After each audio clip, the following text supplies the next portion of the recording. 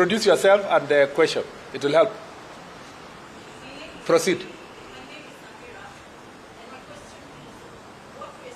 Samira, you must be representing some media house. Yes, proceed. Proceed.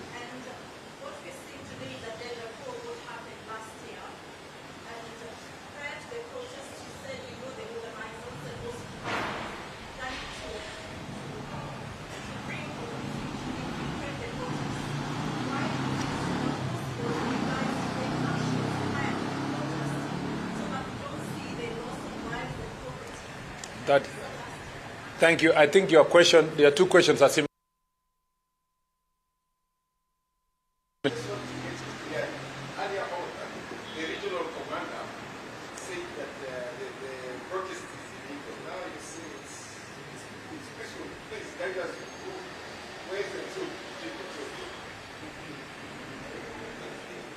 Any other question? Let me just respond to those ones first. Let me say that we know the people who are, as I said, we know now the people who are currently and actively mobilizing persons for purpose of violent protest tomorrow.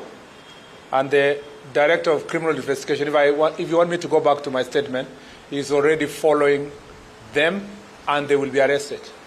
They will be arrested. Contrary to your assertion that in the last protest nobody was arrested, 3,000 people were arrested last year. 3,000 were arrested and produced in court. A good number of them were released on a very flimsy grounds. And a good number of them still have their cases active in court as we speak. You know that a number were charged for acts of terrorism because they banned businesses and so forth, including a member of parliament. And of course, you know what went on in the courts. And those cases, including the same, are still active in court. So maybe the problem with protests and cases is that when the day is over, and you people move your cameras away from courts, then the public still think that there are no people who are arrested and there are no cases that are active. Even tonight, people will be arrested. Even tomorrow, people will be arrested. And they will be taken to court. The paradox also of your question is that when we arrest people, the first thing you people, particularly, not all of you, but a few of you who want to mess up the media space, will quickly post that people have been abducted when they have been arrested. Number two, when we arrest them, you quickly profile them as human rights defenders, even criminals. And many of these criminals have gotten away with heinous crimes, burning businesses, killing people, attacking innocent people, rape, burning courts. You remember last year they even attempted to steal, and they stole actually firearms, and some of them were pursued and arrested. But they always survive in this country and are get positively profiled, including being celebrated and being remembered and commemorated for evil acts that they engage in, because you are the agents of their survival. I would really request the media to separate good protesters from criminals.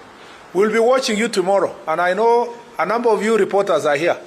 So we'll be watching you tomorrow, just in case you start reporting that, look at the protesters there throwing stones, or the protesters are burning tires.